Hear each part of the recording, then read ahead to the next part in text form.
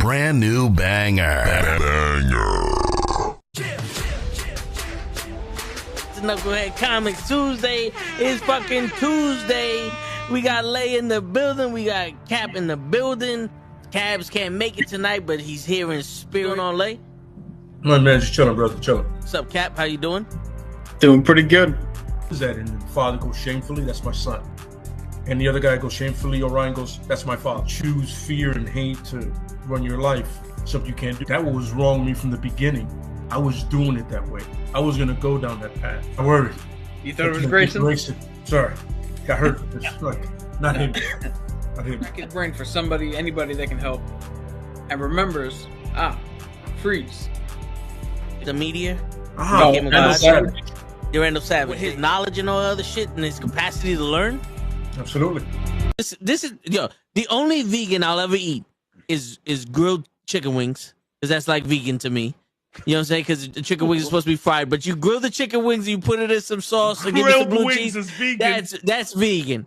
Like regular moo cow fuck milk, put it in some Honey Nut Cheerios, vegan, because Honey Nut Cheerios is good for your heart. You know what I'm saying? Can I steal the question from Cabs? I got it right. I would also like to steal. I would also like to steal. I would also like to steal. You're too late. Wow. Word. He be like, I got a left elbow and a right elbow. I can break your face with an any elbow. Make sure that you get elbowed in your elbow with an elbow. Got the arm bar, get the phone ball, get around with the bomb with the bomb ball. Daddy's gonna take you to Jersey Shore. Yo, what's going on, everybody? It is fucking Tuesday night, and you know what that means. Nukkle Hedd Comics, we in the building. What's going on, everybody? What up, Cap? Not much, man. We got Daredevil to talk about.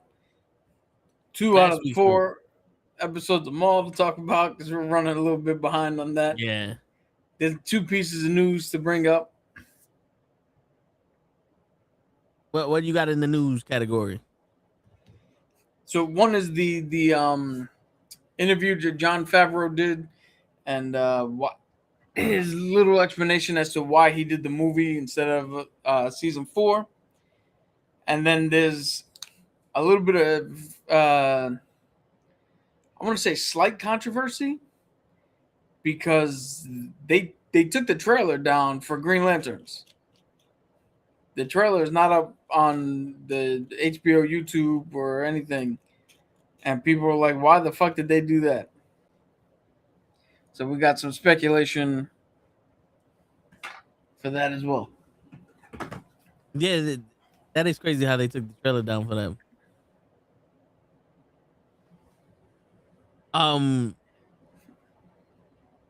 When was that supposed to come out?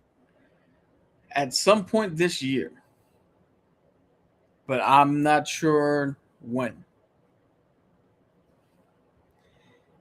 I mean, if you want to start with that, just so we can get that out the way, because this literally, they just took the trailer down. They put up a new image of Hal Jordan, Jon Stewart in a bar. Hal's got the ring on. Yeah. The only thing I can think of speculation-wise is they took the trailer down because they are fixing the they're doing pre-vids or post visuals, and they're probably gonna fix it after everybody went, yo, this does not look like Green Lanterns. The motherfucking suit is brown or gold. So they're probably doing like a Sonic the Hedgehog thing. Yeah. Where they are going to fix everything and then put the trailer back up with brand new visuals and a whole bunch of shit. Let's hope, because that first trailer did not look like a Green Lantern show. Yeah. To be honest with you, that shit looked like it was a buddy cop movie that just so happened to have empowered people on it. Yeah, which is so weird. Like, I get that you want to do something kind of different, but like you're missing the point of they're not actual cops. Yeah. Like they're galactic law enforcement. They're not, 3 billboards out of Missouri or Fargo. Like Yeah. Shit.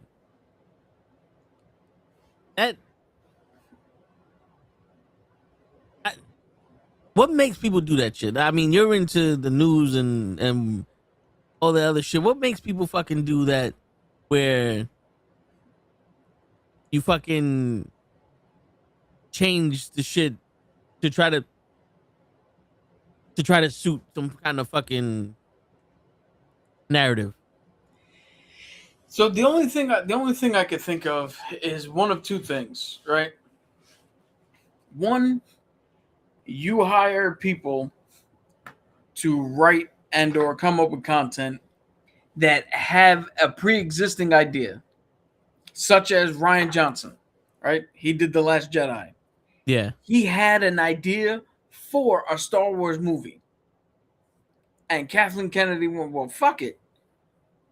Just do part 7 or 8. Do part 8 with your idea. But his idea had nothing to do with what was going on.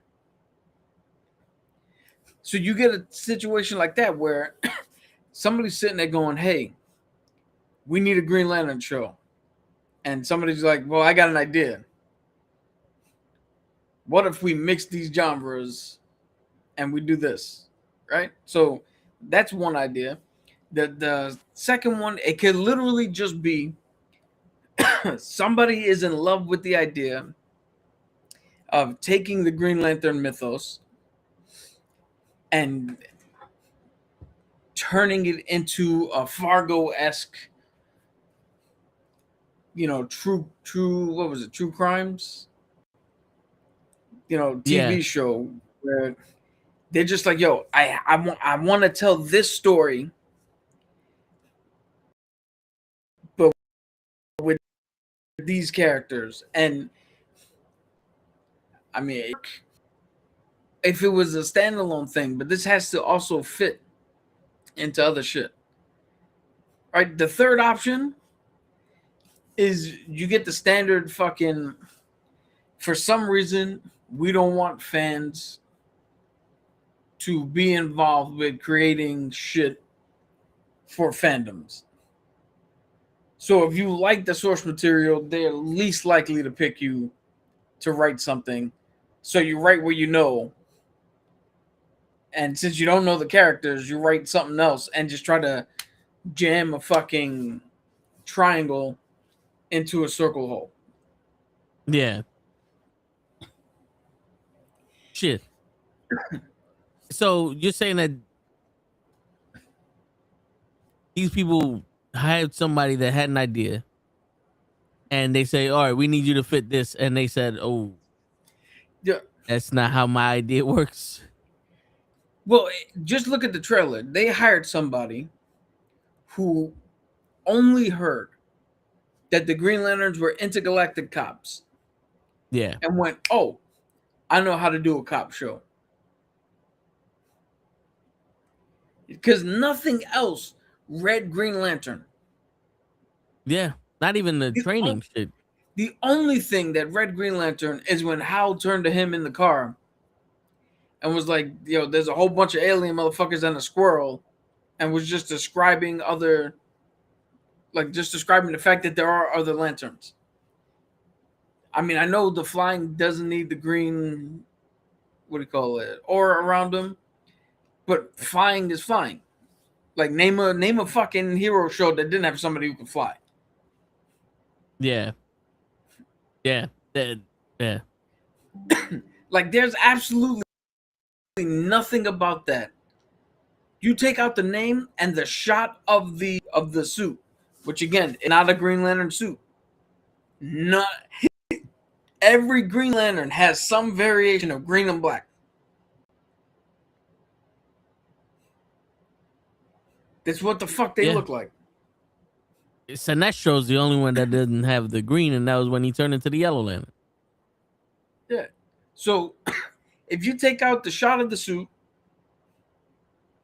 and that scene of him mentioning the other aliens, and you just play that trailer, that could be a trailer for anything. Yeah.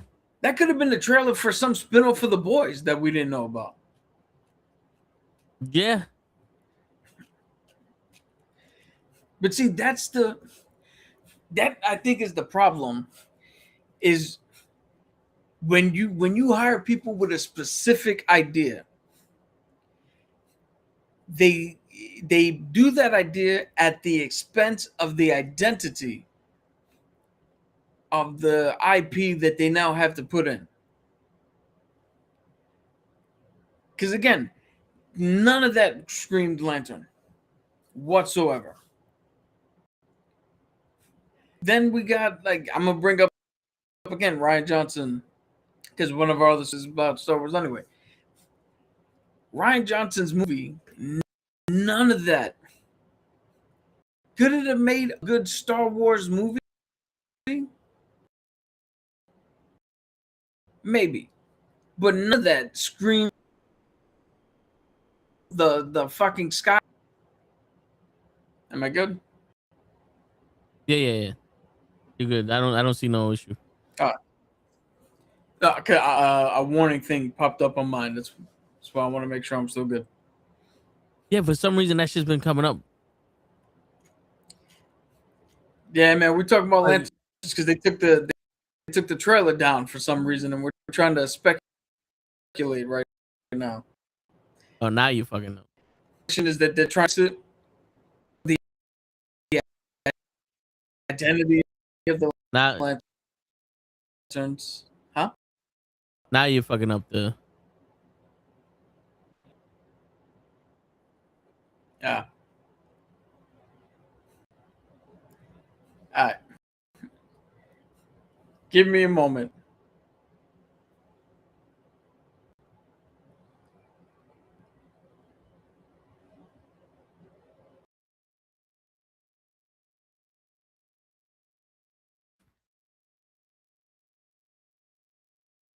Yeah. So yeah, we're talking about the Lantern show because HBO took it off of their they took the trailer off of their website.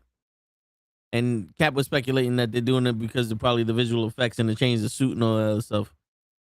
But I mean, this shit had a fucking that trailer had a bad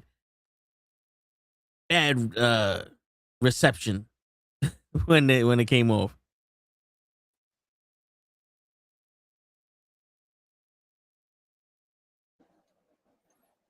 Yeah, can you hear me?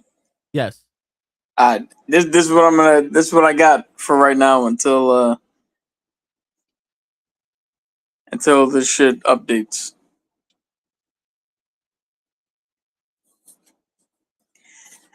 So what was the last thing you heard me say? You were talking about the lanterns, the answer to Quan shit. And I was telling them that you was that they pulled the trailer off of the HBO website because you were saying that they were probably gonna update the. Yeah. So I honestly think they're just going to try to fucking put more of the identity of the Green Lanterns in the show. Because I mean, even the director was like, "Oh, I just call the Lanterns because Green Lantern sounds weird." It's like, but that's what they are. They're the Lantern Corps, but they're green because there's other colors that mean shit. But I'm saying that's what happens. Look at the difference when you have somebody like Ryan Reynolds who actually likes or loves the character Deadpool, right? Actually has reverence for Wolverine. That's one of the best portrayals of Wolverine Hugh Jackman's done. And this motherfucker has done it for what? 30-something years now? Because I think it was it's like 26 years, right? Because the first one was in 2000. Yeah. And this is even in Logan. Logan was good. I think this one was better.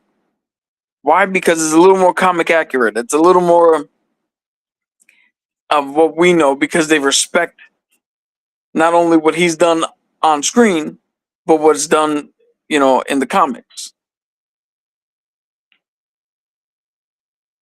I mean, shit, if you look at Clayface is, so here's the difference, right? The Lanterns have such a fucking identity that to do anything outside of that identity looks weird. But then you have something like Clayface, which doesn't have that much of an identity. He's just a Batman villain. Is he a compelling villain? Yes. But his identity literally just is something that can withstand being told in a different way without Batman. Because what is he? He's an actor who got fucked up. Somebody gave him a substance. He abused it. And he became a horrible fucking monster. Yeah. That is literally the fucking premise to the movie The Substance. The only difference is Clayface is an up-and-comer. The Substance, she was on the way down. And that lens, see, somebody didn't go, here's another difference. Somebody went, oh, I have this idea. Let's try to jam lanterns into it.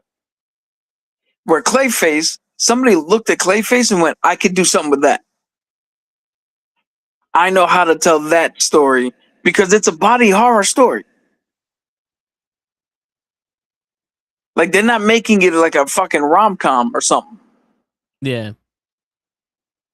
Which I still haven't seen the trailer for that. Dude, you gotta fucking see the trailer. That trailer is bananas in a good way. And when is Clayface come out? I think it comes out this October, if I'm not mistaken.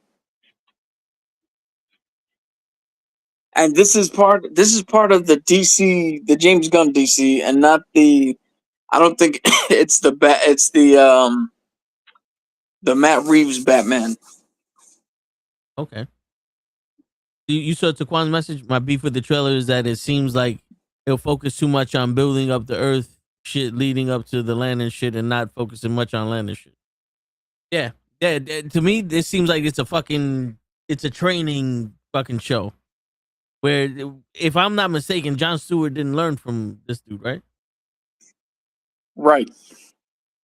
So this is what and again, we had just the one fucking trailer to go off of. But if I can read anything into it, it literally looks like, excuse me, this is Hal Jordan's last fucking mission, his last case. He's got to hand the ring over to John because the ring picked a new bearer, which is John. So he's going to use this last case to show John how to be a Lantern. That's what it looks like.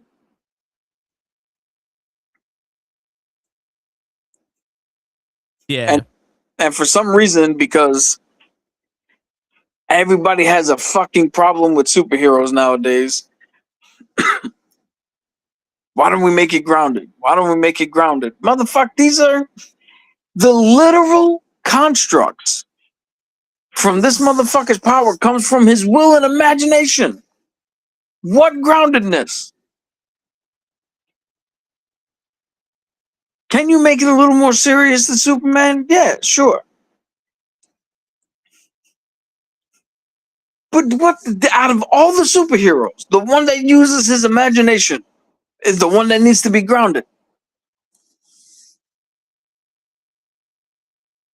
Yeah, that is fucking stupid. I just saw the trailer.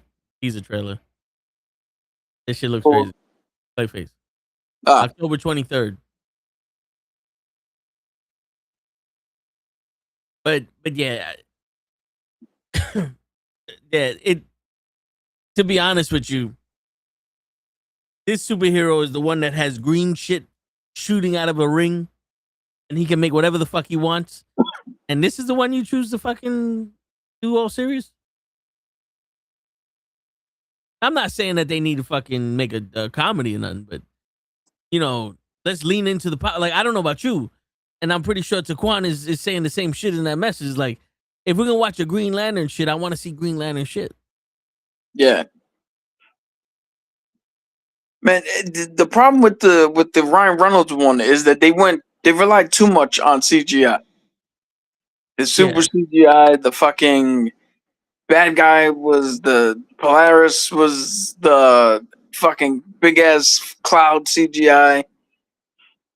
That should have had a little more practicality to it. And it probably would have been fine. Yeah.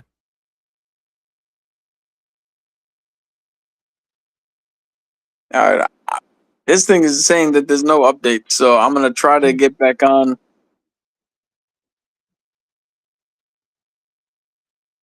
So give me 1 second. All right. I'm gonna do one last tweet. All right, it's not focusing on the lantern shit. Yeah. And if you don't have enough money to fucking do a Green Lantern show the right way, then don't do a fucking Green Lantern show. It's like we're gonna watch a Hulk show where they show the Hulk in the trailer, and that's pretty much all they show the Hulk in the whole show. It's just all Bruce Banner just doing scientist shit, and it's like this is a Bruce Banner show. You know what's funny? You want to talk about the budget for CGI or whatever? We watch Monarch, Godzilla, Kong, and whatever monsters they have. Season 1 there was quite a few.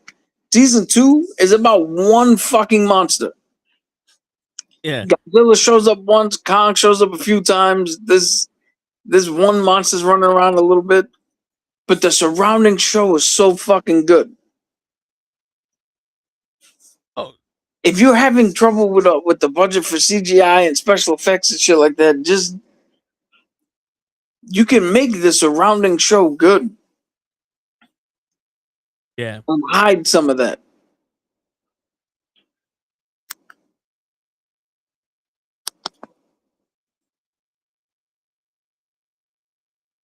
And do some practical shit.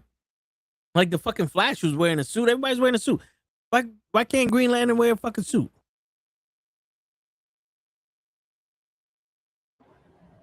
All right, there you go. Can you hear me? Yeah. All right. It's weird. I had the plug for the controller. Yeah. Charging my phone, but the phone's still dying. It probably wasn't given enough charge based off of what it was taking out.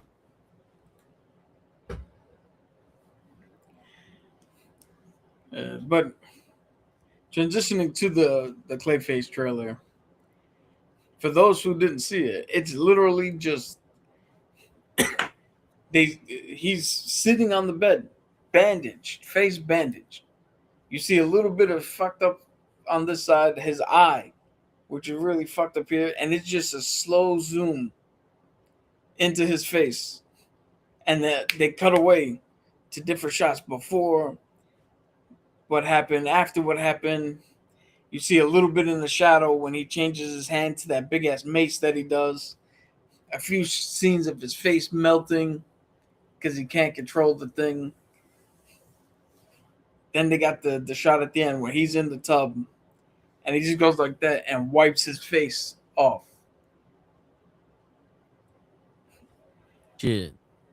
I think that movie's gonna be dope. If I'm being honest, It's a movie? yeah, it's a movie. Oh, I thought it was a TV show. No, it's a movie. Oh.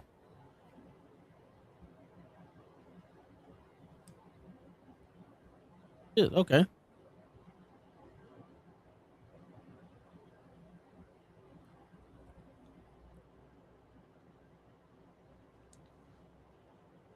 Was it always a movie or was it a TV show? It was There might have been a discussion early in the beginning that it might have been a TV show, but it's been a movie for a long time. Okay.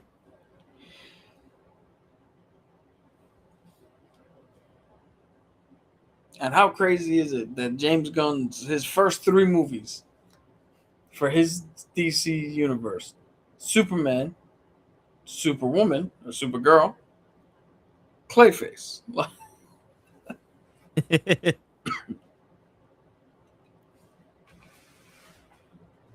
But then again, he started with Creature Commandos. So, I guess we're taking any and all takers at this point. Yeah, but we've been saying this for a minute to use Clayface.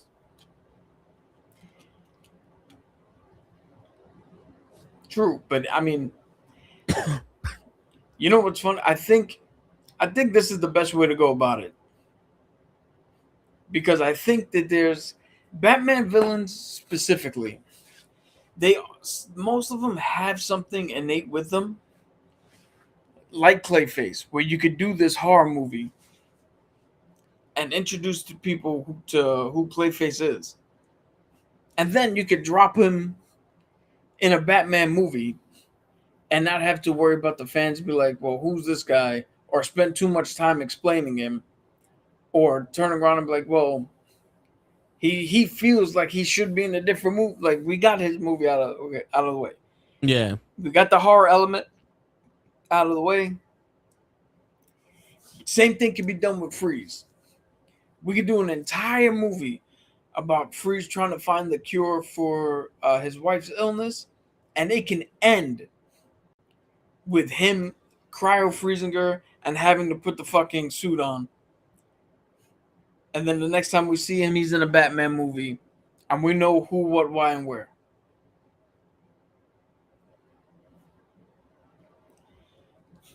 Yeah. I mean, they already did it with the Penguin, but that Penguin's for Matt Reeves and not for DC. So I don't know if they're gonna get their own Penguin or if they're gonna do like what was that weird Batman show? The Batman Cape Crusader, I think, was the weird Amazon show where Harley Quinn was all of a sudden Asian for no reason, and the Penguin was a woman for no reason. Oh man.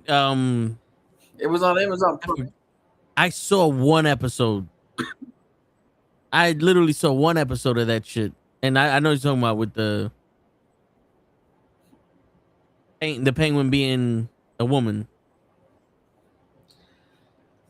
Yeah, I think it's just in a different universe, is how they explained it. Like it's not the Batman universe we know. But still, that's like a weird fucking. Yeah, it is the Cape Crusader.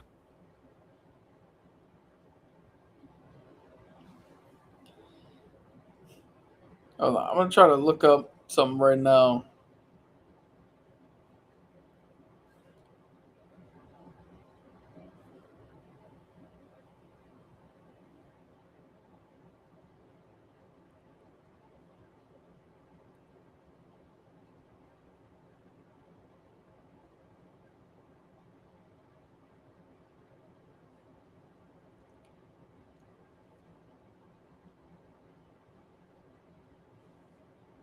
It wasn't there. What happened to Batman versus the Shredder? I have no idea.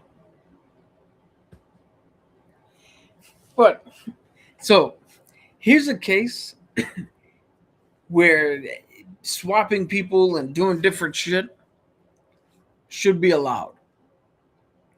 They let Stan Lee, and I'm gonna look up the names right now, but I'm just gonna show you the image. They let Stan Lee do a DC comic, right? And Stan Lee said, "Fuck it. If you're gonna let me do a run, I'm just gonna do whatever the fuck I want." So that's his Superman in the middle. Batman's an actual bat. Green Lantern looks like fucking Dr. Manhattan. He made the Flash a female. Because he's like, fuck it, I can just do whatever I want. Change Wonder Woman, and I don't even know who the fucking purple dude is. Dude, that looks like a Hulk. Yeah. I'm going to try to get the names right now for you guys.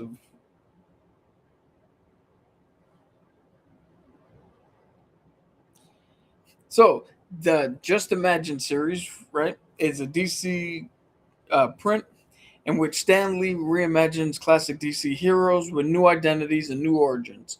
So his Superman became a Latino immigrant called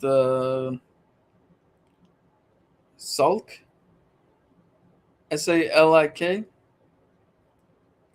Batman was a martial artist named Wayne Williams. Wonder Woman is a warrior named Honor. Then the Flash he chose Jay Garrick, but reimagined him into a woman. Then the Green Lantern you saw was just what the fuck the Green Lantern was. Yeah. So who was the purple guy? I'm trying to figure that out right now because they didn't.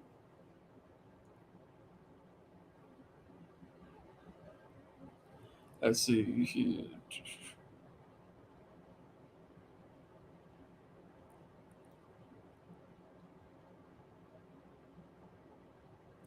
Oh, so Batman was so Wayne Williams Batman was an African American man. God, there's a whole bunch of shit I gotta read through. But his father was a policeman his father was a policeman who was killed in an ambush, and he was framed for it. So that's how he developed.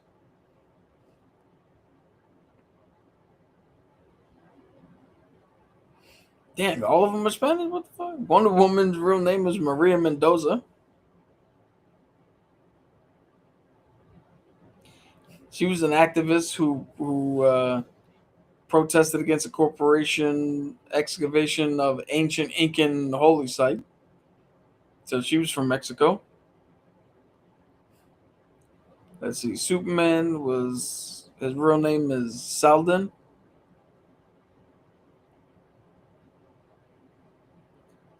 He was good.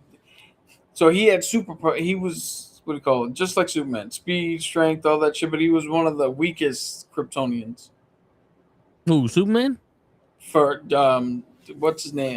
Stan Lee's Superman. Because Stan Lee doesn't like to make gods. Okay. So you're not gonna get somebody who's can pull powers out of his ass. Yeah. Jen Lewis was the Green Lantern. He's a professor looking for something called the Tree, and wound up on Oa. Flash was Mary Maxwell. That's his typical college girl whose father was a scientist. She had a life-threatening illness that slowly drained her energy. Then she got hit with a bunch of... Stanley does this where he just goes, random science gerbil. That's how they got it. I'm trying to see who else we got in here.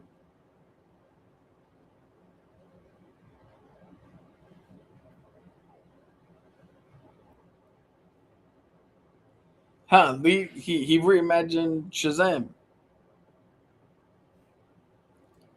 So he's a mild-mannered Interpol agent named Robert Rogers.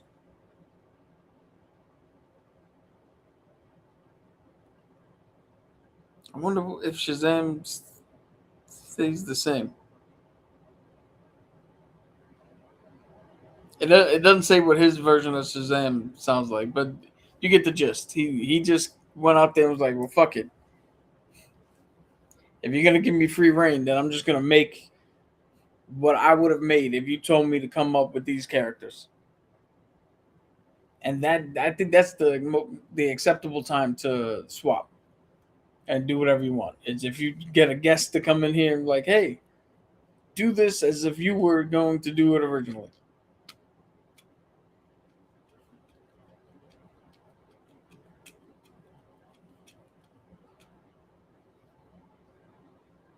And how long did his run go? Just probably just a few issues. I can get the actual number up here. Because I don't imagine that shit being like that popular. Because I didn't hear nothing about that shit.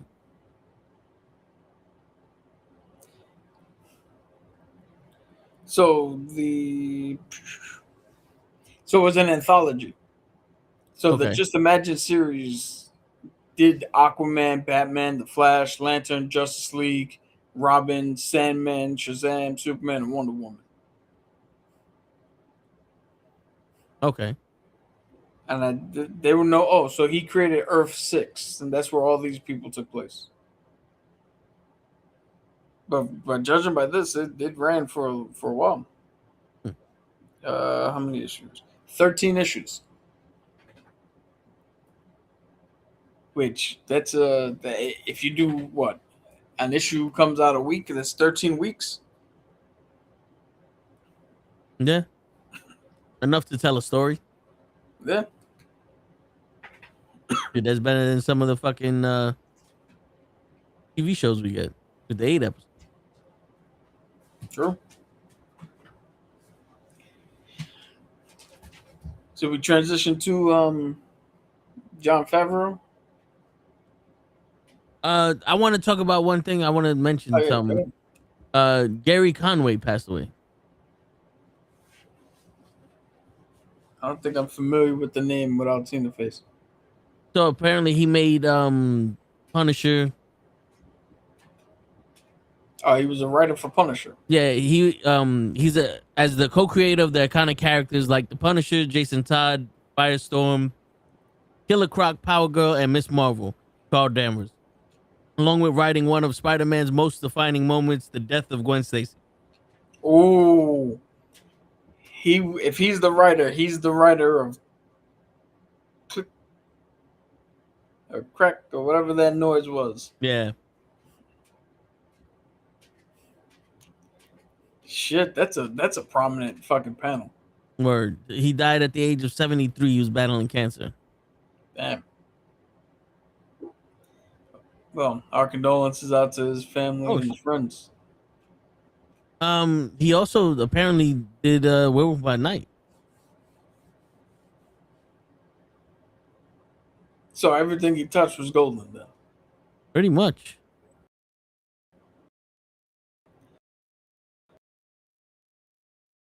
R.I.P. to him. His Werewolf by Night is awesome. The little special they did. Yeah. All right, so let me ask you a question. I know you don't watch Invincible, but have you seen Grog or whatever Throg? He's the king of the Viltrumites. Throg? Is that the one, the fat one with the mustache? No. That's someone else. This is the guy. He wears like a fur fucking cape with a red suit and gray pants, and he's just standing there. I'd have to see a picture. Okay.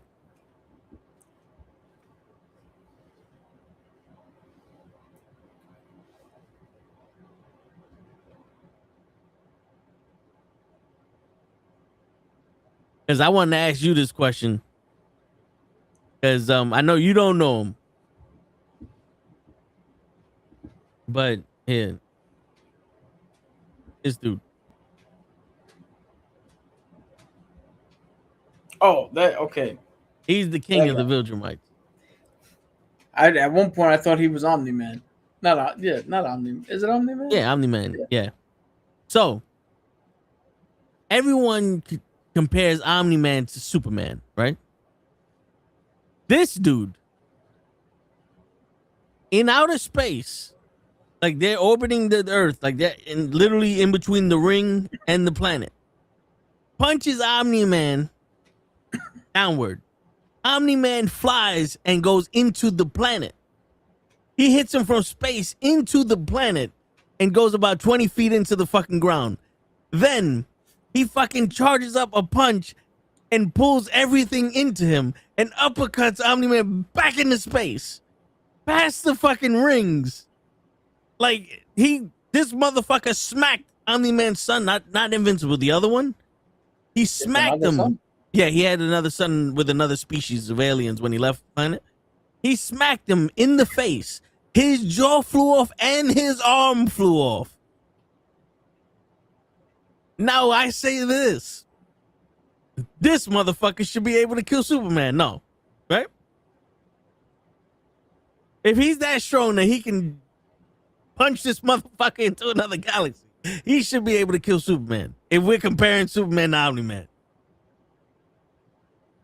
Yeah. Now, here's the thing that Lay was saying. He said he wants to see a fight between this guy and General Zod. He'd kill Zod. Because isn't Zod supposed to be the best out of all of them, or the most trained or some shit? I mean, the most trained, yeah, but I don't think Zod's grasp on the power set is as comparable as Clark's. Because this dude was literally raised to be the strongest out of all the Viltrumites. And Zod just showed up and was like, oh, okay, I guess we could do this now without really getting a handle on it. Which I found a little fault in their way of life, because the Viltrumites, they respect strength. Hold on. But you found a little flaw? No, yeah, but the thing is, like, they say they respect strength, but they haven't defined strength to be like, it's almost like strength is specifically who can kill who.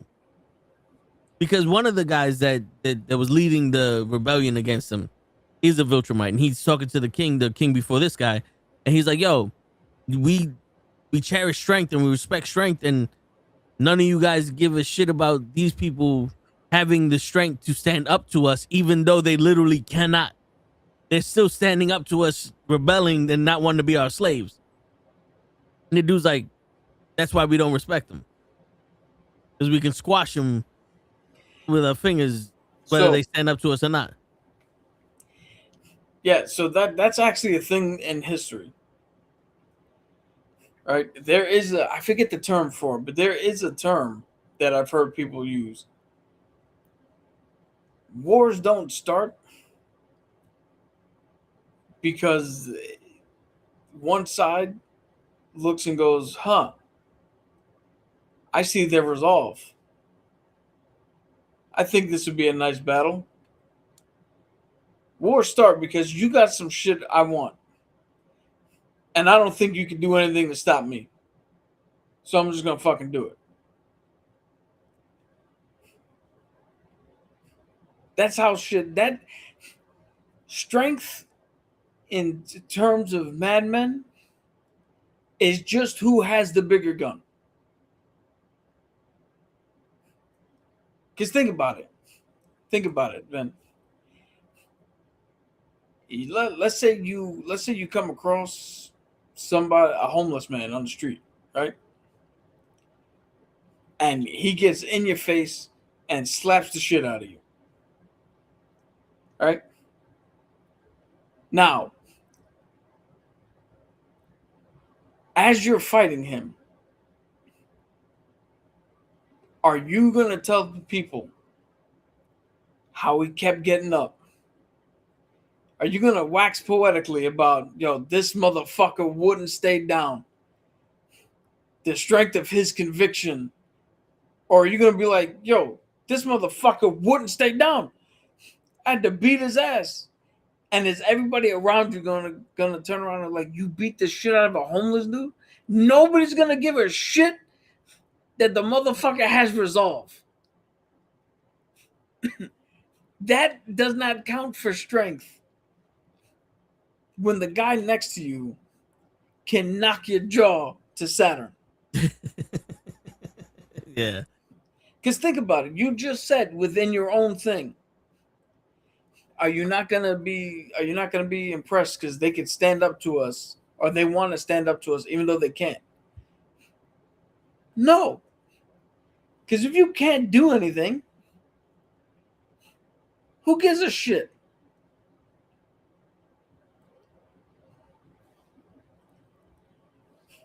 Unfortunately, that's just how the fucking world works. Yeah. I think, don't quote me on this. I think it's the law of might. It's what I've heard idiots say before. But yo, look at Russia.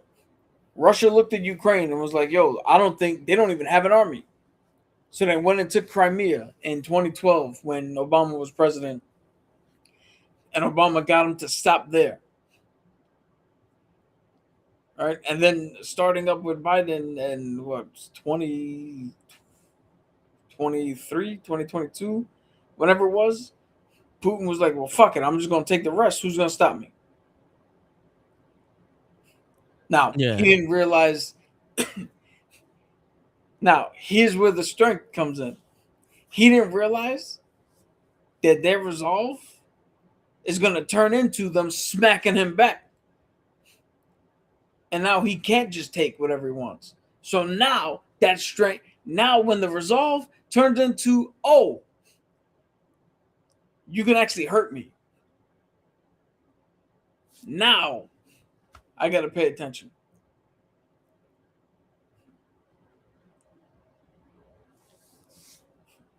It's a weird thing, but that's how it always been in the history of the world.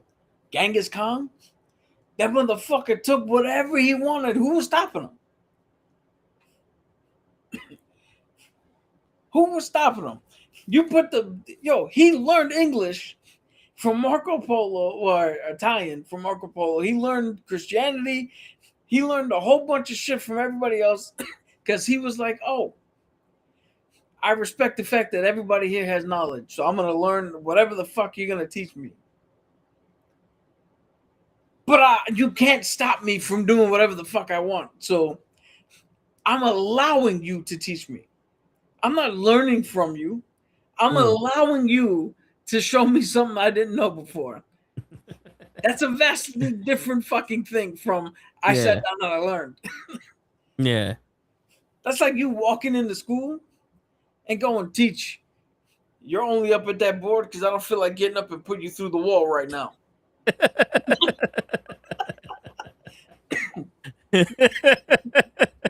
I mean, yeah. It be that way sometimes. Think about it. Let's put it in a different context. This channel does a whole bunch of different things, right? When it comes to sports. The New York Knicks are not supposed to be losing to the Atlanta Hawks. Why? Not because the New York Knicks have more resolve than Atlanta. Not because Atlanta is going to sit down and die. They're supposed to be the better team with the better players. Has nothing to do with shit. We actually seen Atlanta take two games, right? And right now, I think the Knicks are up like 64-48 or something. The last time I checked. 79-62. Yeah. And everybody's saying that the Knicks are supposed to get through this team. Why? They have the bigger weapons.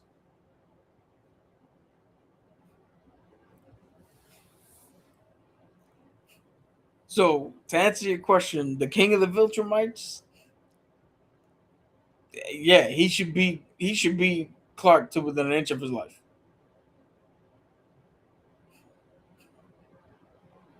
But then again, I don't know how the fuck Invincible is supposed to be the top hero there when every time I look at a fucking image, he's getting his ass handed to him.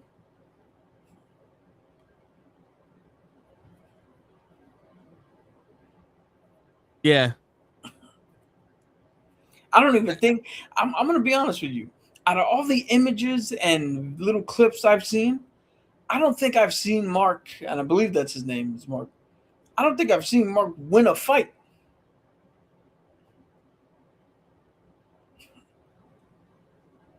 He barely does.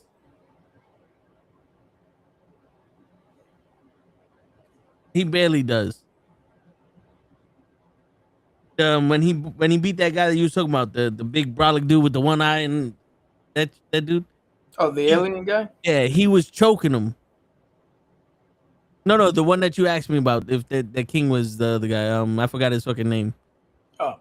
Like the dude, like he's choking the dude, and the dude is ripping his guts out. And it just so happened that he stopped being able to breathe before he could rip the entire intestine out. Yo, It's what like is his powers? Who, Invincible? Yeah. Is he just He's just invincible. Like, yeah, he's just a Viltrumite. He got the same power as Omni-Man. No, but is he actually invincible? So it looks like it. You give him enough time to heal. Like the Viltrumite, you can kill him. You rip the head off. You snap their neck. You do shit. But like mortal wounds, like something that would kill a normal person, like ripping out the intestines, would they be able to heal from that?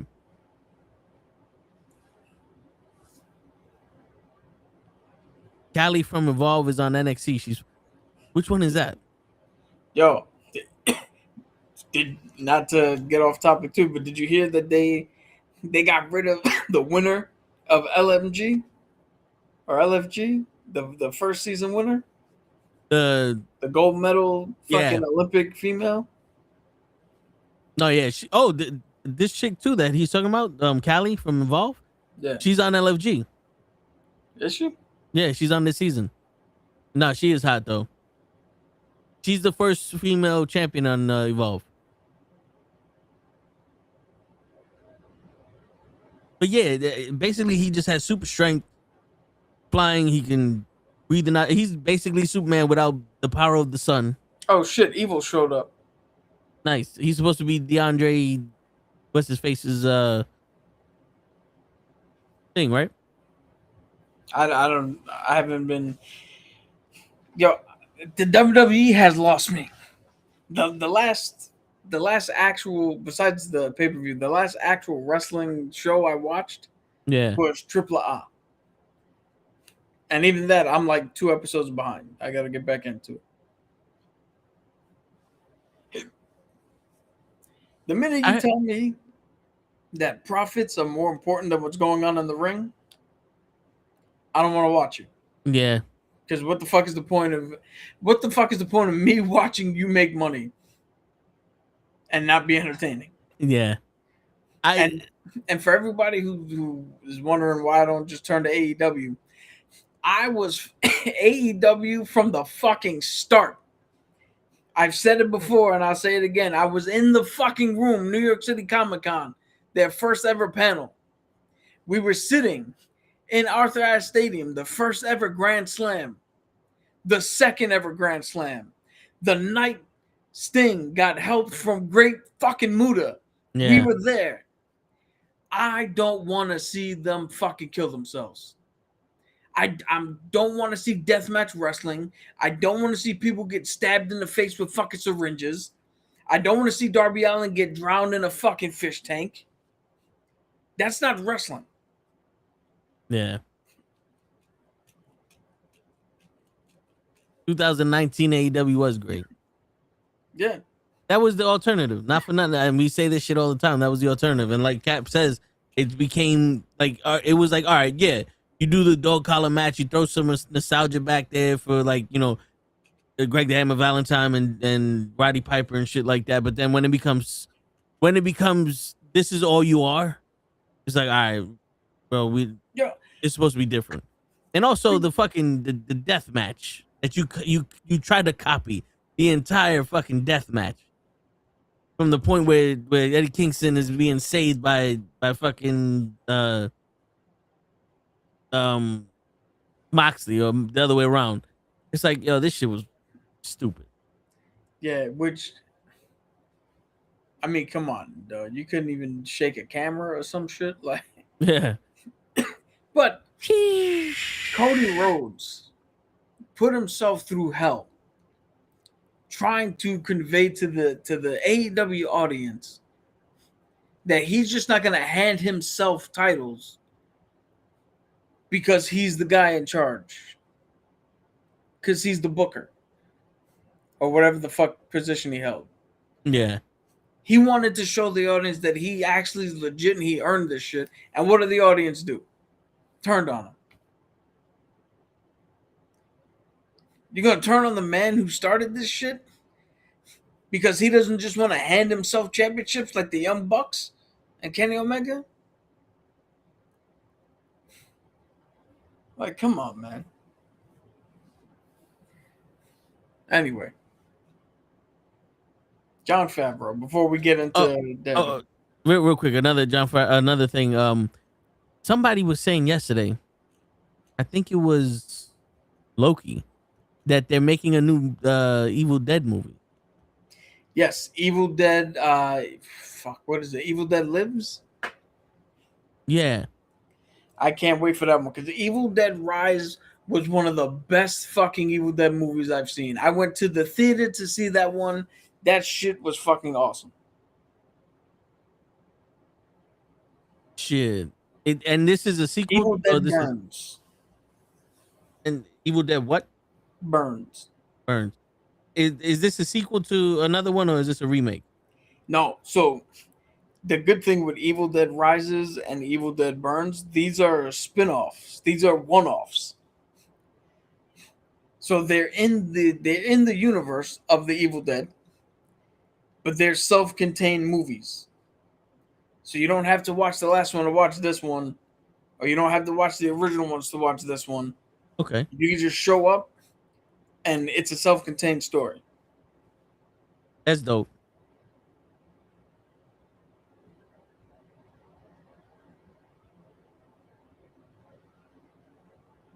Then I might be able to watch it. Dude, the other one, Evil Dead Rises, should be on HBO. Yeah, it's on HBO Max if you want to check it out. Okay, is that the one you watched when I was in the another theater? I don't know. I know I went to see it on my own. I don't know if it was completely on my own or if you went to go see something else. Because I remember there was one movie. That's not the one where the tree was raping this shit, right? No, that's the first two and the remake of the first two. Okay. Oh, Leon said he's gonna watch it tonight. Nice. Yo, I'm telling you, if you're a fan of the Evil Dead, I think this is one of the better movies. It's a treat. Treat yourself.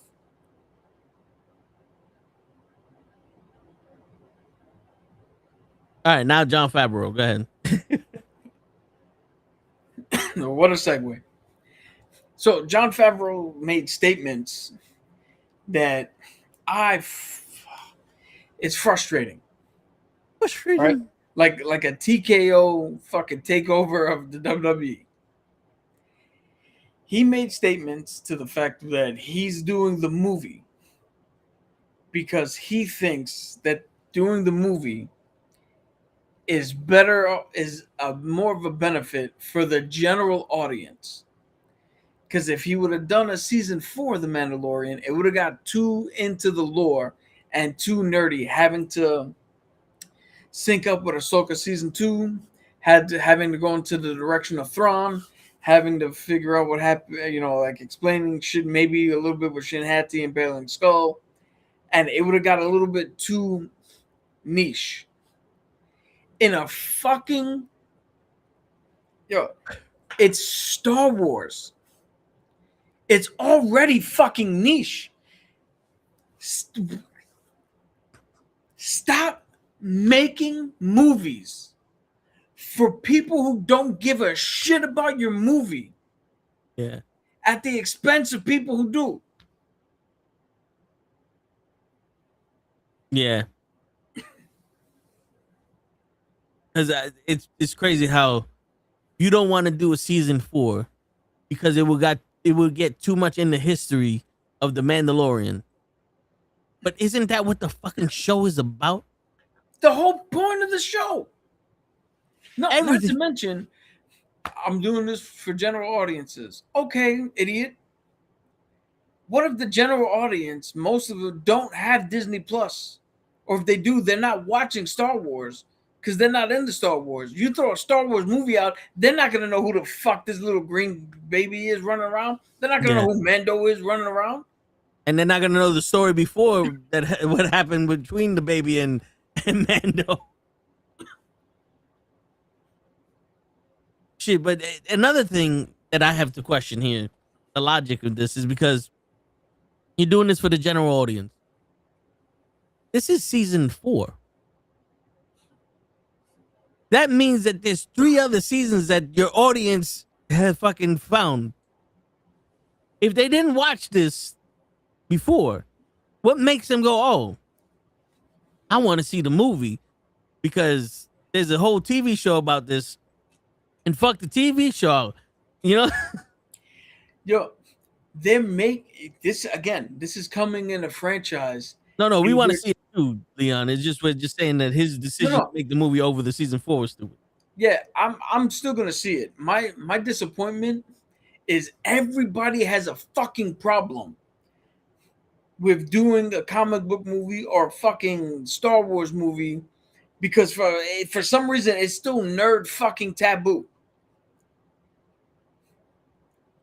I hear other actors turn around like, oh, why the fuck would I want to run around and make pretend in pajamas all fucking day? Bitch, that's what the fuck acting is. Martin Scorsese said that acting is, or that the Marvel movies are like fucking carnival rides. They're not real cinema. Bitch, you fucking made a 3-hour movie about some Irish mob dude.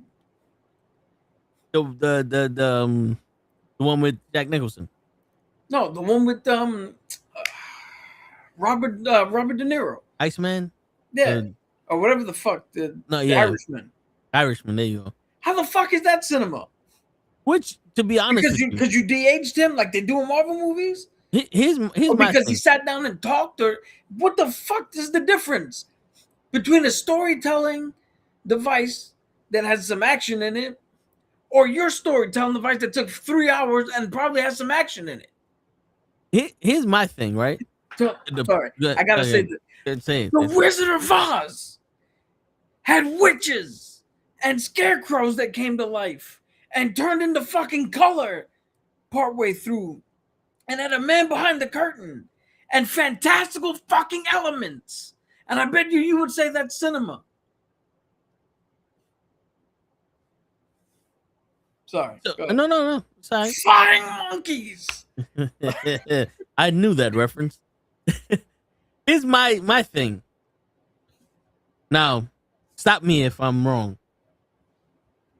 The issue with superhero movies is because it's fake and it's not cinema because, you know, it's a children's story and they wear costumes and they do this magical shit and it's basically all fantasy and shit, right? Pretty much. Yep. All right. Nice.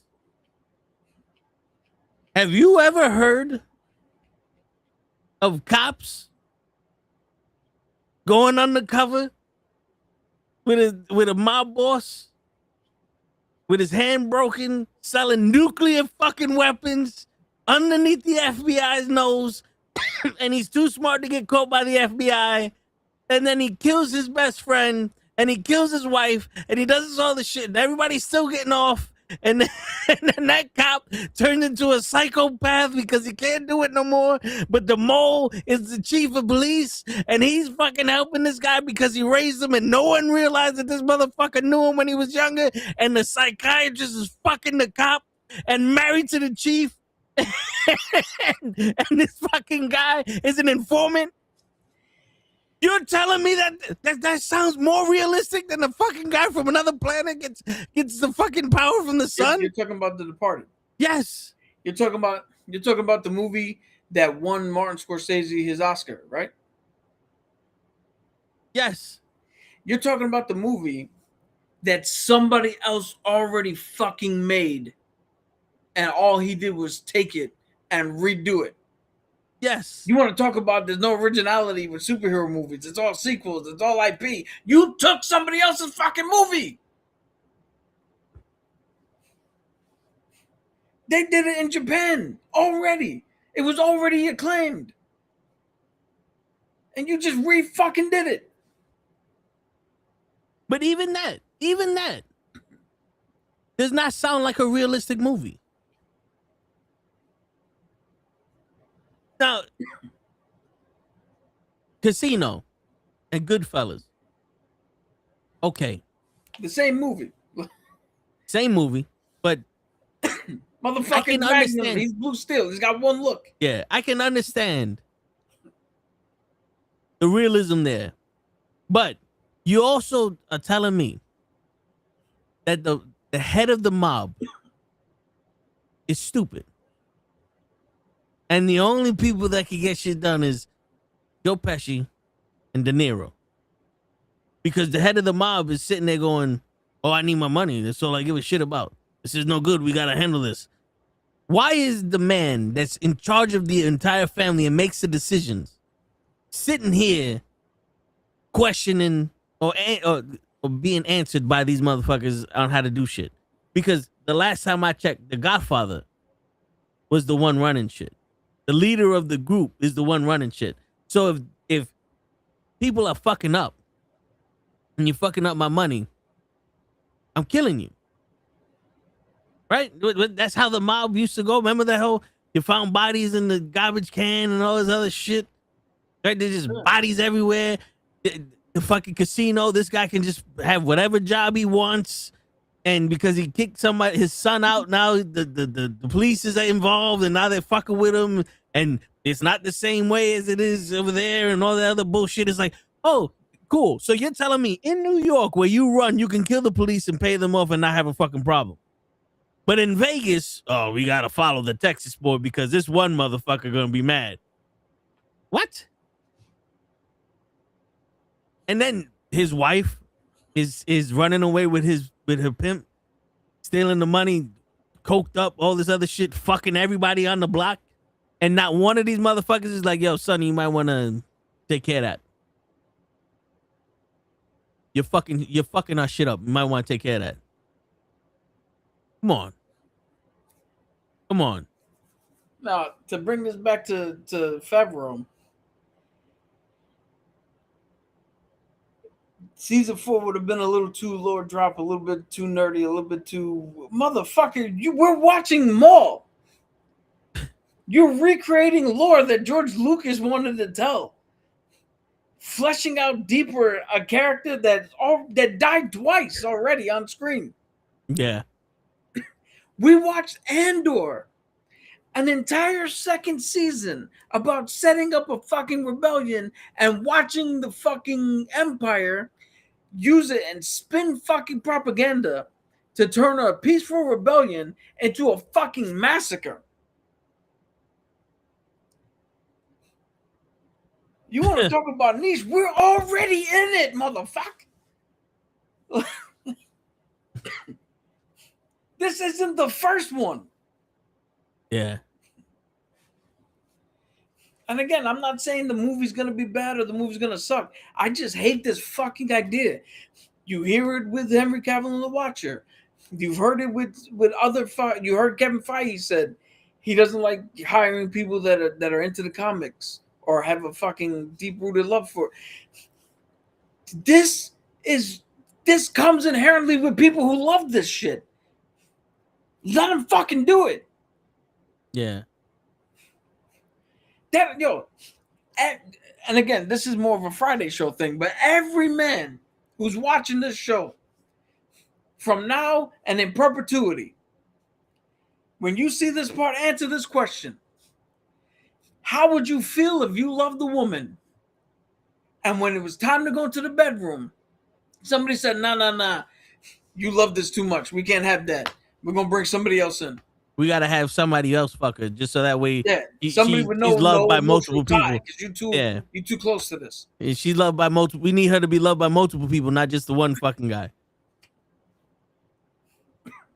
And here goes another an analogy. And I'm going to say this because I didn't even put the short up for 5 minutes, and already I got people defending this motherfucker. So I'm gonna keep going. I think I might mention this every fucking podcast, no matter the subject or not. You see how you want to make stuff for the general public so you get more fans and all that? That's what's happening with wrestling. Your guys, the true fans that are just so happy that everything's happening the way it's happening, they have a dick in their mouth. When you when you take the dick out their mouth and you're not looking at a fucking pelvis and you see what's happening with wrestling, they're changing wrestling to get fucking fans that don't give a shit about it. Yo, and I was saying, this is what I'm saying with the whole thing. I'm sorry to cut you off. And I was telling this to Ray. How do you get a casual fan to watch this shit more? You put them next to a mega fan and you put on something interesting. If you're watching a show like Yellowstone, right? I never knew about Yellowstone. My cousin, she told me about it. I said, let me check it out. I put on the episode. I watched the episode with him. I was like, oh, I like how this character is. And then what happens? I go, oh, let me watch the rest of the shit because I like this character. Because I watched it with someone who likes the fucking show. They didn't go, oh, all right, we're 6 episodes into this shit. We got our basic fans. Let's change everything up so if somebody watches it now, they can like it. No, that's not how this shit's supposed to work. Yo, the basic fan who they're trying to get, where they interject Jelly Roll into everything, because let's get Jelly Roll.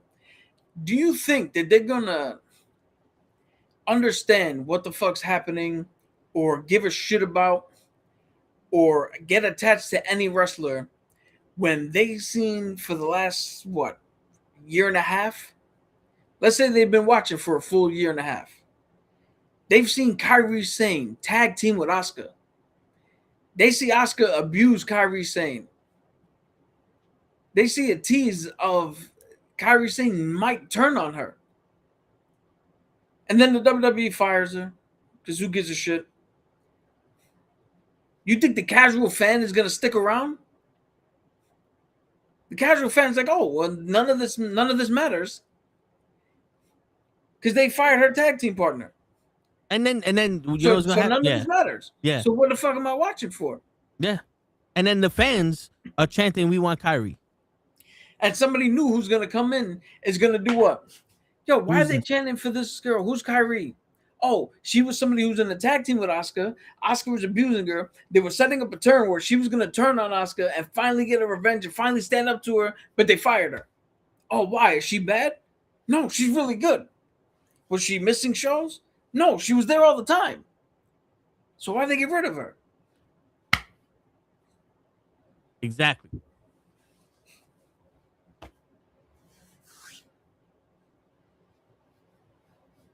Exactly. And Dude, that a year ago, the casual fan turned around and was like, yo, who's this dude who just shows up with all the fucking tattoos? Oh, that's Aleister Black. What the fuck's his thing? Well, he was in NXT. He was an NXT champion. He called up to the main roster. He was pretty good. They let him go.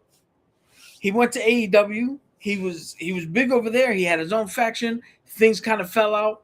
He said he didn't want to be in AEW anymore. So the WWE brought him back. Oh, cool. So he's back now with the WWE. Yeah, and you said this guy's good? Yeah, yo, this guy's fucking good. Cool. You watched for a year. He has that one thing with Damian Priest. Barely does anything. Now your friend's like, yo, what happened to that dude, the black dude? What is his name? The guy who does the kick. Oh, they fired him. Again? Yeah. For what? Who knows? And here's another thing. Okada's making his debut on Wednesday. Oh shit, this guy's one of the best wrestlers in Japan. I swear to God, he's like Randy Orton, but Japanese. And then he comes. The fuck is that? I don't know, man. That's not how he wrestles. That's not how he wrestles. I don't know who the fuck that is. But yeah, and the best way to get people to watch is to ask questions. Right? Those people, because usually we're all like, if I'm watching a show that's something, let's Shield. You love the shit. You watched that shit and you showed us, and we're like, yo, who's this? It's like, oh, Lem, that motherfucker. And then we get to see, like, oh, okay, let's see this from the beginning. And like, oh, everything you said was right. It's like, okay, cool. I'm gonna watch this now. I'm a fan of this. Dragon Ball Z. Everybody has this shit. I was like, I can't do it because of the commercials. No more commercials. I'm watching like this shit is fire. We saw Dragon Ball Super. The fight season is fire. But when they change it up and they change the graphics, so they change like all this shit is talking, how many people, everybody, including the new people, oh, it's too much talking. I don't like the fact there's 27,000 episodes before they even do nothing. Like, nah. You know what I'm saying? And the shit with Star Wars, let's relate Star Wars back to this. The first 3, 6, 7, 8. Well, everyone loved Star 4, Wars. 5, and 6. That's what I said. 4, 5, and 6. Everyone loved. They made 1, 2, and 3, and it was split because they changed how the Force worked. Metachlorians, they put in Jar Jar Binks. They took liberties. It's the same fucking writer too, which is weird. Yeah. And the original people, they didn't like it. But then you had some of the casuals like, oh, this shit is cool. Because it's you're basically watching futuristic shit actually in the future, and we get to see all the Star Wars fighting and all that other shit. Where the original Star Wars was futuristic shit happening in the desert and a swampland that's not really future. We just, you know what I'm saying?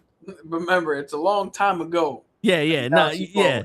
So it's like, okay, we're getting more privy to the futuristic shit. So it's split. Then they said, all right, we're gonna remake it now. Was it 4, 5, and 6? You said, right? So 7, 8, 9. 7 was just a redo of 4, 6. of Oh, 6, 4, yeah. of 4. 8 was, hey everybody, 8, and 9 again. was sorry. 9 was sorry. Yo, And it literally was, let's do A New Hope again. Ryan Johnson, you have a movie you wanted to do? Fucking do it now. yeah. And then 9 is just Justin Bieber's song, Is It Too Late Now to Say Sorry? And if you watch, like for me, if you watch the movies independently, they're not bad. Just the movie itself, not bad. But when you put it in there with the Star Wars lore and with everything else, you have an issue with the way Luke is. You have an issue with the way these girls fight. You have an issue with the way that they treat the lightsabers. You have an issue with the way the Force works. You have an issue with the motive of how Kylo Ren became Kylo Ren. You have an issue with how all of a sudden Princess Leia is using the Force and all that other shit. So there's so many things. It's like, this is not what's supposed to be happening. And you placate the real fans, and then you get someone like, yo, I love Star Wars. Oh, this shit, like, whoever liked the movie, they don't know what's happening. Like, oh, this shit is dope. Let me go back and watch it. Wait. That's not what they said in the movie. That's not how. Why did Luke throw this shit away if this is how he is? When you start actually watching it, like, wait a minute. Because when you watch Clone Wars, after you watch the original movies, and you start seeing Anakin, you're like, okay, I appreciate how he was in the first 3 movies now. Yo, but that's something I want to put a point in before you continue. There's 2 reasons why the prequels get loved now. 1, the kids that grew up and the prequels was their first Star Wars have now grown up and carried that love over. Right? Yeah. The other half, the people like me who my first Star Wars was the original, and then you gave me these fucking prequels. Well, because of Clone Wars and because of Rebels and because enough time has passed where now I'm even older and I can look past certain things. Now I can appreciate the prequels. But again, it's on the backs of what the Clone Wars did specifically. Yeah. So let's not think that people just like, let's not think that like the sequel trilogy, 10, 20 years from now, people are going to be like, oh, it's time to love them now because the time has passed. No, they put work in. Yeah. George Lucas and Dave Filoni put work to try to get everybody back. And yo, I'm the first person to tell you I'm not a big fan of cartoons. I think that's why the G.I. Joes and the Transformers and all that shit I wasn't watching too much. But the Clone Wars, when it first came out, I was like, I ain't watching that shit. Like, it's Star Wars, it's probably gonna be boring as shit. You know, all they fucking do is talk. Then I started watching, it was like, okay. Now we're actually doing stuff with the Force, with the fucking Jedi, with the Sith, with the fucking clones. Like this is a world I can get into. Because it's no longer about one person. And like you said, it shows us who Anakin is. And to show how Anakin was to turn into Darth Vader is a big jump. And when you start putting in the comics and the books that they wrote and the lore between Darth Vader and Anakin, it gets deeper than rap. You know, and then they changed those last 3 movies. It's like, yeah, they still have elements of Star Wars in it, but they changed Luke.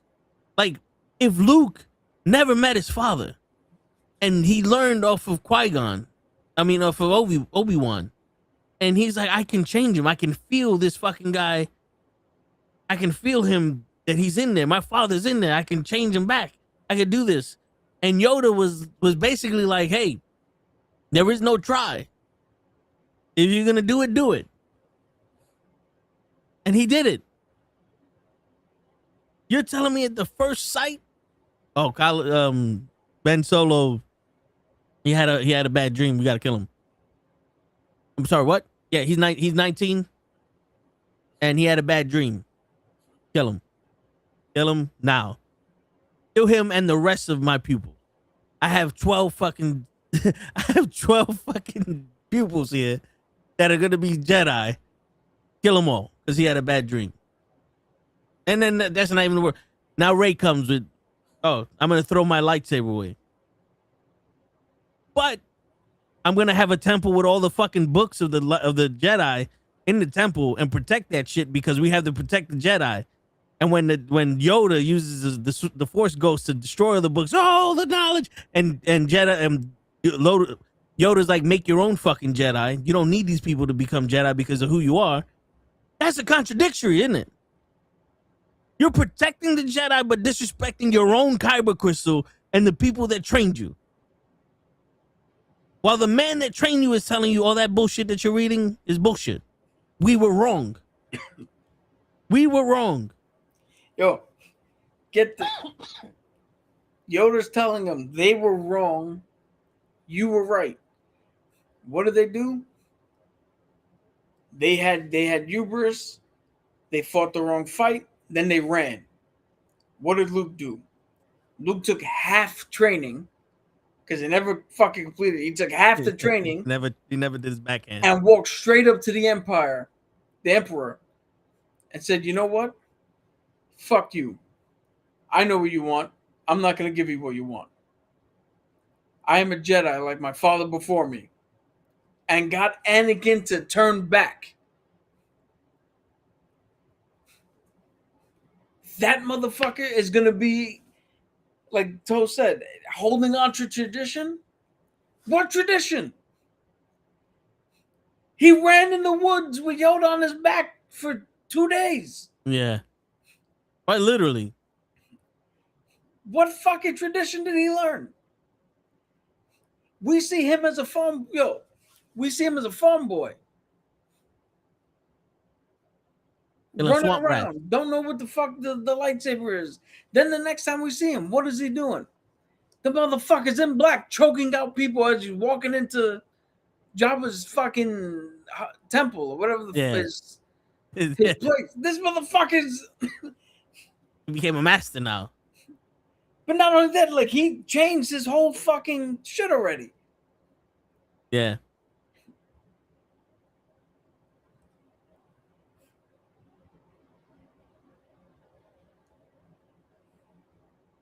And that's the thing with wrestling, man.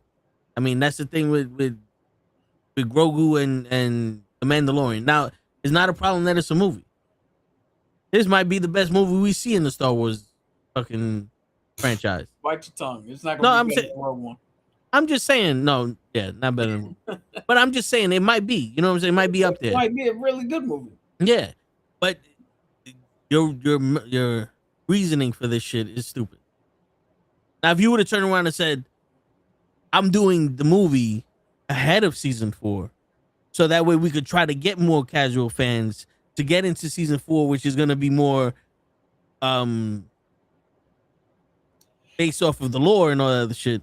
Got you.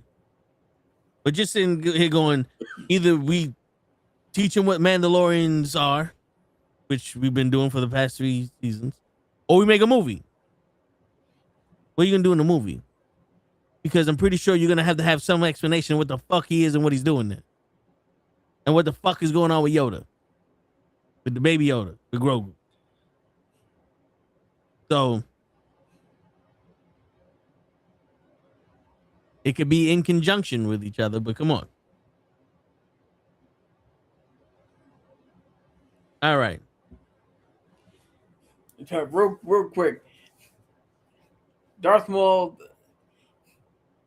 going strong, setting up a final battle between him and Merrick. And if you don't know who Merrick is, he's the first brother of the Inquisitors. And he's the one in Ahsoka that Ahsoka killed and he turned into dust. So he turned into dust because at that point he was being puppeted by the Night Sister in Ahsoka. So we might actually learn what the fuck happened to him because he's an Inquisitor here in the Darth Maul show. Yeah. He's alive. He could talk. He's fully there. So we might find out what the fuck happened to him in the next 2 episodes, the last 2 episodes that are coming up. Plus, they did the fucking thing where I don't know why everybody is this fucking selfish. Where they're in a dystopian future where there's somebody who's in the law enforcement, but they work underneath a fucking regime that is brutal and fascist and all this other shit and evil. And we need to survive, so we gotta go get help from the one good cop we know, putting his entire life and family in danger because we need to fucking survive. Y'all are fucking Jedis. Yeah. Why are you involving this kid? They literally involved this cop and his kid in this shit. Yeah. For no reason.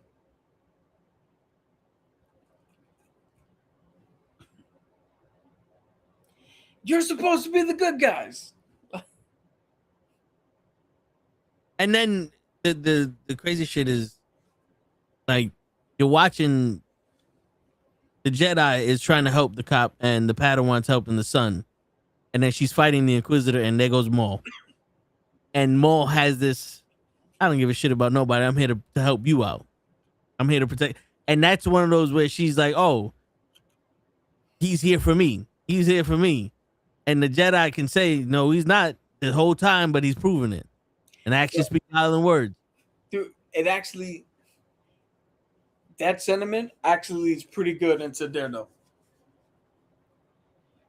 Because with the Jedi Master, whatever his name is, yeah, what he's doing actually lends itself to the discussion that is proposed in this last Daredevil episode. And what question is that? Is doing the right thing worth it? Because he keeps saying Darth Maul's not to be trusted. We have to do this. We have to live in poverty. We can't take shit from somebody. We got to be on the run. We can't live our lives fully. But here comes Darth Maul. Yeah, he's hiding, but he's getting to live. Yeah. He hasn't harmed me. He's trying to help me. And he's actually taking action against the thing that is harming us. So is what you're teaching me the right thing or not? And that's the discussion. For Daredevil, last episode, I said that we found out why he has the convictions he has. This episode, we see him stick to those convictions. And the question gets posed. and I'm gonna paraphrase because I don't remember exactly what she says, but Karen Page literally turns around and is like, "Yo, why do you choose them over the people who love you?" He saved Fisk instead of killing him, instead of letting him die, but Foggy dies. He saved Bullseye, but that might be at the expense of Karen. He was not willing to do, in Karen's eyes, he's not willing to do what is necessary. And he won't let Karen do it either because he has the added layer of Catholicism. But he won't let her do it either. But we did see him throw Bullseye off the fucking roof when he killed Foggy. That should have killed Bullseye. He should have killed Bullseye right then and there. But for some reason he didn't. And now posed with the same question with Karen sitting there. Should we take him out because of what he did? Even forget Foggy, even what he did now with the death of Vanessa, gonna spark fucking Kingpin to go ballistic now on this fucking city. Should we take out that Bullseye? He can't be trusted. He's crazy. He's all this shit. And now Matt wants to stick to his guns. And then that's the question that was posed, and I've been wrestling with it because in the moment I was like, yo, she said the magic words again, like, why do you keep picking these fucking horrible people over the people who love you? And in that moment, anybody would have turned around and be like, you're right. Fuck them. But Matt, see, this is the thing. This is why I love superheroes and comics. And this is why anytime they're like, oh, this is for kids, I'm like, really? Because this is not kids shit. This is actual grown up fucking conversations. Because Matt is right. You have to do the right thing no matter the cost all the time. And if you look at the show shows you proof. Right? Because the Anti-Vigilante Task Force is a task force that's supposed to go out there and arrest people who are taking the law into their own hands. But the second you give them clearance to act outside of what is right, what is just, they show you that they are no better than the criminals that they fucking hunt down. And here's the perfect proof, right? Because Matt Murdock says there's got to be a difference between us and them. And Karen Page says there is no difference. Well, let's look. 2 or 3 episodes ago, the girl who's going to become the White Tiger, her aunt was in a bodega with her, and these fucking teenagers were trying to steal liquor or something from the bodega. And if you watch like I did, the scene is set up for everybody to turn around and go, Jesus Christ, these fucking kids, man. They got to steal. They don't fucking learn. They're disrespectful. Then the bodega owner pulls out a gun. And then the fucking agent comes in. The anti-vigilante cop comes in. And he proves that when you stoop down to the level of the quote-unquote criminal, you become no better than them. And now all of a sudden, we go from looking at these idiot teens who are trying to steal something and being disappointed in them to us now rallying behind them and now being against the fucking cops who are there technically to enforce the law. Right? And the reason we're not behind them fully is because if there's no difference between the good guys and the bad guys, then there's no difference between right and wrong. That last episode, what the fuck happened? They all the peaceful protesters are standing outside of the fucking the where was the mayor was in some building. They projected the interviews of everybody who was taken, right? And they're like, oh, Daredevil saved me. I was taken for 3 days. I was arrested for nothing. All that shit, and the protesters are just watching it.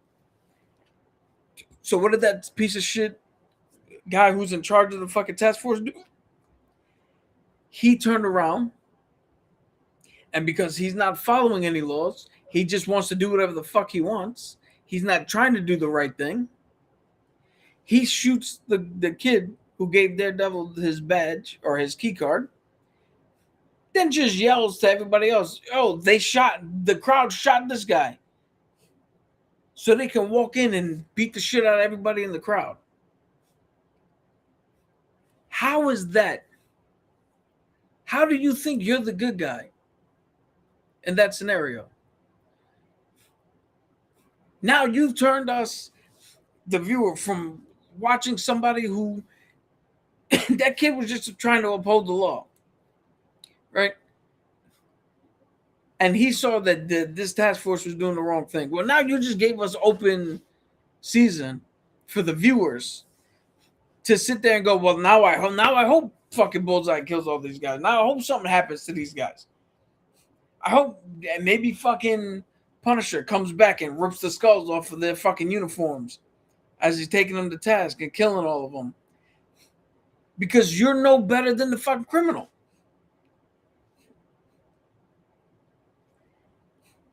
And yeah, if you're in a line with Daredevil, it fucking sucks to see him seemingly pick these horrible people over you again and again and again. But the right thing is not done because it is easy.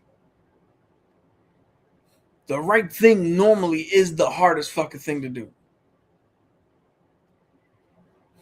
But that's what makes a superhero. That's what distinguishes Cap and Daredevil from Punisher, from Ghost Rider. Right? The fact that when push comes to shove, we all know what's right. And we have to take that step. If you're going to be the hero, you have to take that step. Because if you don't, the alternative is you're just now a murderer. Because, yeah, Karen Page could take out Bullseye. Does he deserve it? Yeah, he fucking deserves it. But now what's to stop Karen from the next person who does something? Oh, let's say she gets the anti-task force, right? And she doesn't get the top guy. She gets the guy who has the burns, who begged to come back. Right? He was the black dude with the shotgun who was like, yo, what the fuck? The fuck did you do? When he saw the other guy shot the kid. All right, let's say Karen gets him. Now, is he as bad as everybody else? No. But if Karen, what's to stop Karen from shooting him? Yeah, it becomes easier. She already shot Bullseye. These motherfuckers are already bad. Yeah, the justification becomes a lot easier. Yeah. So, it's this weird thing. Not weird. It's this dynamic that I love so much about Daredevil. Because, yeah, he gets to do both. All right? Because he's going to beat the shit out of you, but then do the right thing. Right? Because beating the shit out of somebody who's done wrong is not above the fucking Bible and all the shit he believes in. Yeah. I know Jesus said to turn the other cheek, but for some reason Catholics, that part gets that turn the other cheek with Catholics and some Christians is every time you watch a McDonald's or a Subway commercial and they go subject to location. It's like depending on where you at, that might apply or not. Yeah, we're gonna turn the other We cheek don't know. with the foot with the backhand.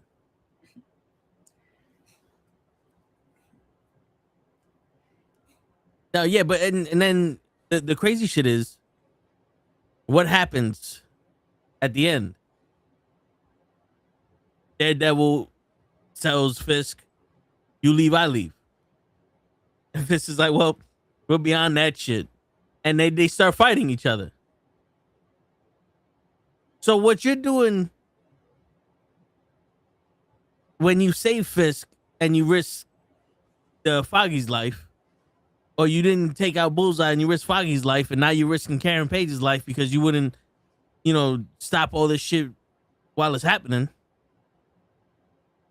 And then you go back and you like, yo, we basically had a deal, and this is how it's got to end. You people knew what was happening. You know where this was going. And then you start fighting to the death. What's the difference now? Because his wife died and you couldn't save her, or because you think that he's gonna fucking blame me for his wife dying, and he's like, fuck you, you're not gonna kill me. Yeah.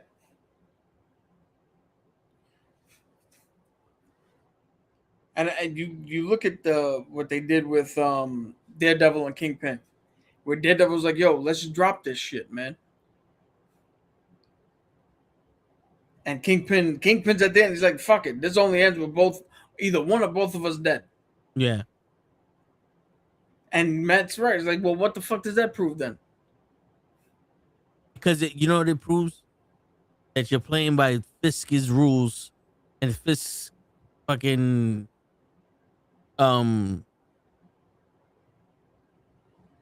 conditions. See, the thing about the Punisher is he's not here playing games. And the thing about Cap is like, yeah, he's gonna do what's right, but it's always his game. It's always his conditions. It's always what he thinks, right? Where it's like, yo, we don't give ourselves up. But when it's him, the only one on the line against the war, all right, I'm ready to die for this. You know what I'm saying? It's always his decision to what's happening next. Where Daredevil is almost reactive. He's trying to play from behind. And that's where it gets tricky. Yeah. He's got to play from behind, because you got to have Fisk slip up for you to turn around and be like, oh, he's the one in the wrong. I'm stopping him from doing wrong. Because if you try to jump from the front, you get Fisk going, look at him, breaking the law, harming people. Like, he gets to, it's a weird way. In a weird way, the one who goes second gets to determine the narrative, right? And it's just like Uncle Pete told us in the school fight. Normally, the kid who swings second is the one who gets seen, Yeah, and it's the one who gets in trouble for fighting. So it was told us, yo, if you're going to get in a fight, just swing at him. Nobody ever sees the fucking first punch being thrown. yeah. So that's the thing. You got to try to control the narrative, and especially with how they're trying to do this, because regardless of what you think of the legal system, it has to work at some point. If you look at real life fucking things, it's worked. Whether people give a shit about it or not is a different story. But it has worked. Yeah. But here's the shit that I would argue with Batman. Batman knows how corrupt Gotham is. So he found the one person that's not corruptible. and goes, when I find shit, here it goes. Now you have a basis to stand on. And I hope whoever you trust is trustworthy. Where Daredevil is, I'm going to let the law speak for itself. But everyone that speaks in the law is corrupt. He doesn't have that one person he can go to besides public opinion that could be like, here goes all the evidence you need for Fisk, and here goes Fisk. Because if he gets all the evidence for Fisk, they're just going to wash that shit away. Yep. And that's what the question comes in. Why not just take it into your own hands? Because no matter whose hands you put the shit in, it's never going to get done. And that's why the Punisher is on some, yo, you put them down, they get back up. I put them down, they stay down. Because it's not about justice. It's not about what's right or wrong. It's about punishment. Quite literally. Same thing with Ghost Rider. He's the spirit of vengeance, not the spirit of justice. He's old school, eye for an eye. Yeah. And there was another thing I wanted to talk about this show. But to get off of the question real quick, Jessica Jones. They insinuated that she had a daughter, and that after the birth, she started losing her powers. So what's the issue with Jessica Jones? Was she born that way, or was it an experiment? What? She was experimented on. Okay. Yeah, they gave her some sort of fucking experiment, and that's how she wound up. So what scientific way could she be losing her powers after she gave birth? Were her stem cells transferred over or something? The only thing, and again, I'm not a fucking scientist. Yeah. But the only thing I could think of is the fact that you set up a foreign substance in this woman's body, which gave her abilities, superhero, superhuman, or whatever. Yeah. Right. But during pregnancy, women's hormones change. There's a different balance that goes through. Their body goes through like actual changes, and that might lessen the effect of whatever compound they gave her, because it had bonded to something, and now that something has changed.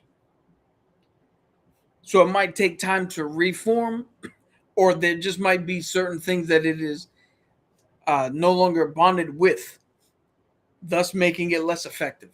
It's the only thing I could think of. I hear you. Makes sense. Makes sense.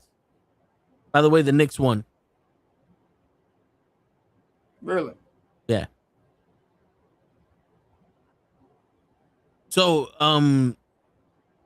Jessica Jones, is she? Because we didn't see that part where she goes, "I'm not carrying you. I hope you can walk," or some shit like that. We didn't see that part yet. It's got to be the next one coming up. All right. How many episodes are left? How many episodes are left? Episodes left. Oh, let me bring up the old Disney machine. QBCB, UBDB. I'll tell you in 1 second.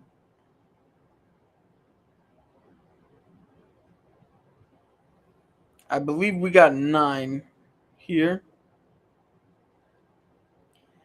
I think we got 9 episodes, so there should be 7 came out today, so there should be 2 more. So if you haven't seen it, 3 more. 7, 8, and 9 should be the ones coming up. Okay. So all right, so she's got to be in at least one more then. Yes.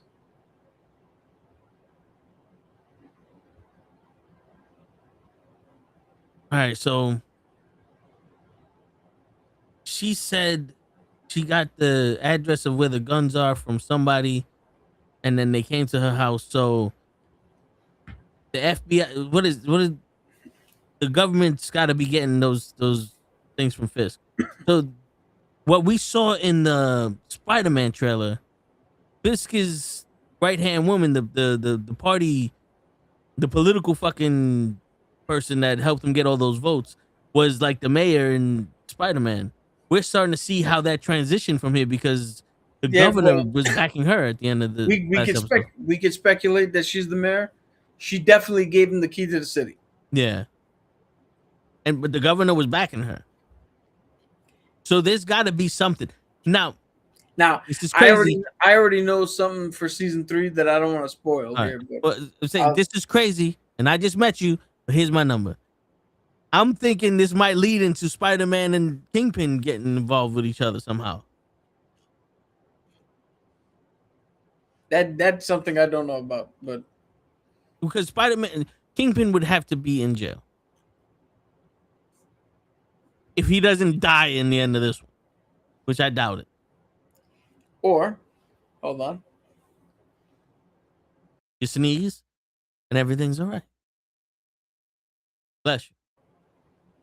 Or he can still be the mayor and Daredevil could be in jail. And that's why we don't see Daredevil fighting the hand with Spider-Man. That is true.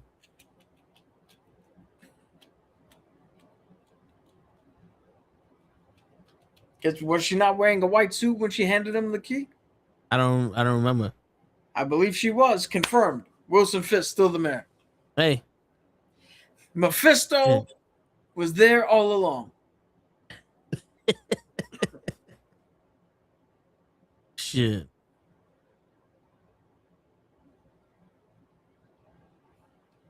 Where do you fall on that? I don't know how much of what I said I heard everything. but where do you fall on that discussion of having to do the right thing all the time and straddling that line, or straddling that line where it blurs between whether you're the good guy or the bad guy? I fall if it's my family or my people. I have to do what's right for them. I can't give you up for somebody else. You know what I'm saying? Because it's like, I get it. He's like, you can't play God. Well, you know something though? I vowed to protect him the same way I vowed to protect everybody else in the city. And how can I give a protection for you for someone else? Yeah, it's a complicated thing. That's why again I won't. Moral struggle. Yeah. That's why again I will never call myself a fucking hero. My fucking tattoo is specifically, even though it is a portrait of a hero that I drew, of myself being in it, it is specifically segmented because it is. I am not what that's ultimately a depiction of. The segments are there for a reason.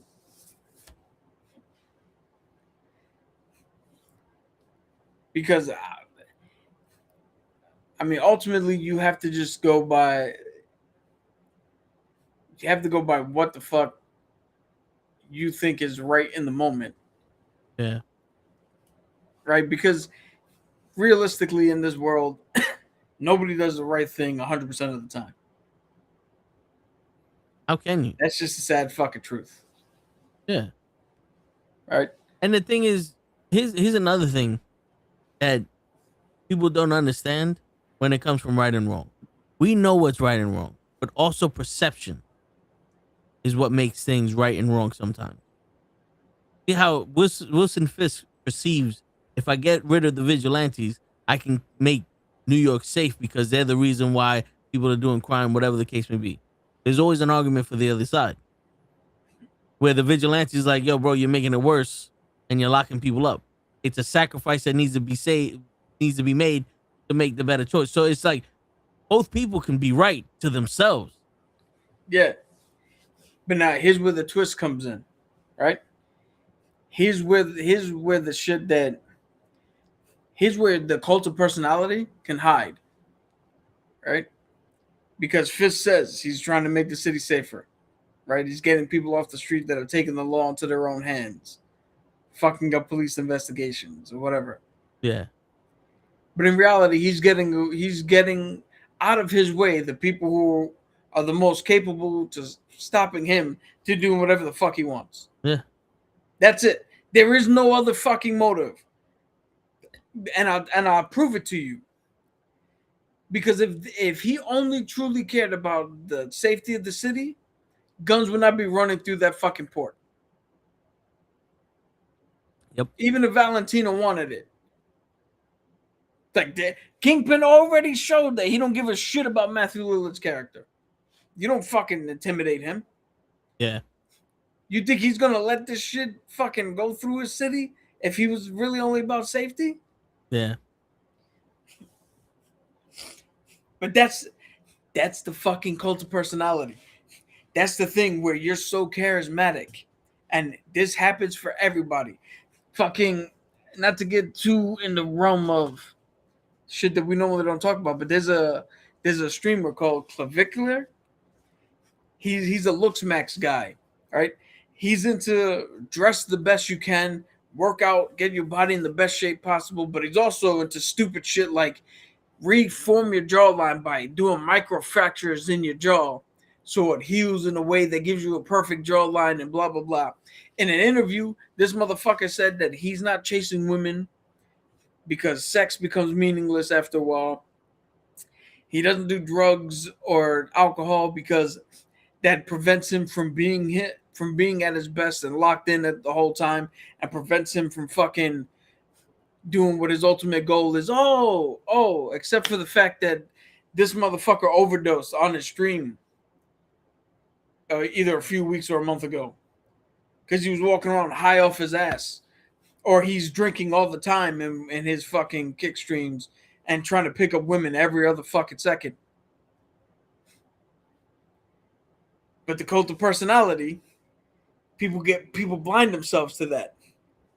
They just hear what he says because he's a good looking dude. He's charismatic, and you don't see how stupid all the shit he does is behind him.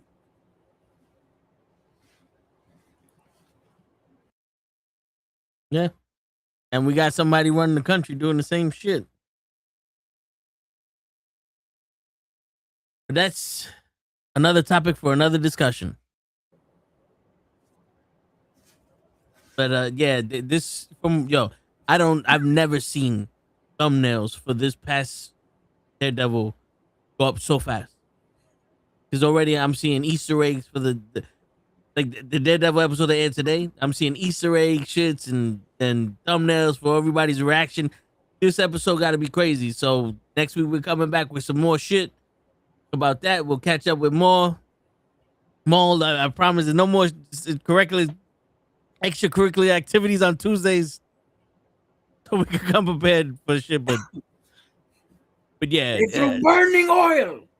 Word. My fingers are still tingling from that shit. But anyway, on that note, ladies and gentlemen, it's your friendly neighborhood knuckleheads signing out. Peace, everybody.